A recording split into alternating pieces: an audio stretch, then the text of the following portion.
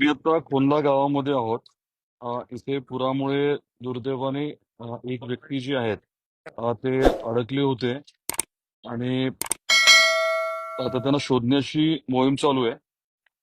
Drone आणलेत, ड्रोनच्या माध्यमातून चाललंय, पण दुर्दैवाने गाडी बोट घेऊन निघाली आहे धाराशिवहून. ती अजून पोहोचलेली नाहीये.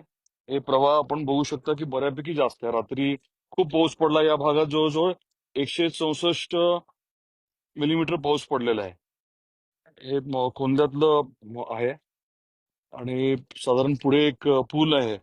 मी झूम करायचा प्रयत्न करतोय. ते पुलावरनं जाताना ही दुर्दैवी घटना घडलेली आहे.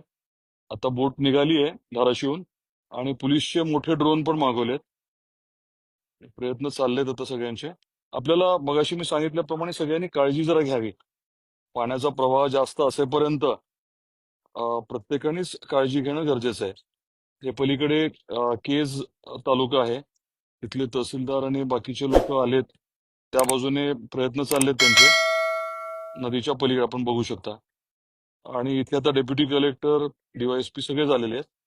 पण बोट येईपर्यंत पुढचं विशेष पाण्यामध्ये जाणं काही शक्य होत नाहीये. आपण बघू शकता ड्रोन आहे. ड्रोनच्या माध्यमातून चाललाय प्रयत्न.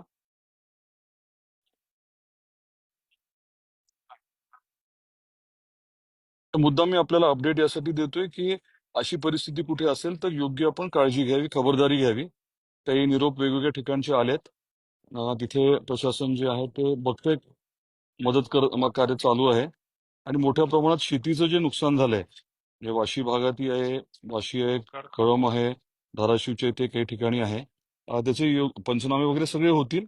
आता मात्र प्रत्येकाने योग्य काळजी जी आहे ती घेणं गरजेचं आहे. सुरक्षित राहणं गरजेचं आहे. काळजी घ्या आपण.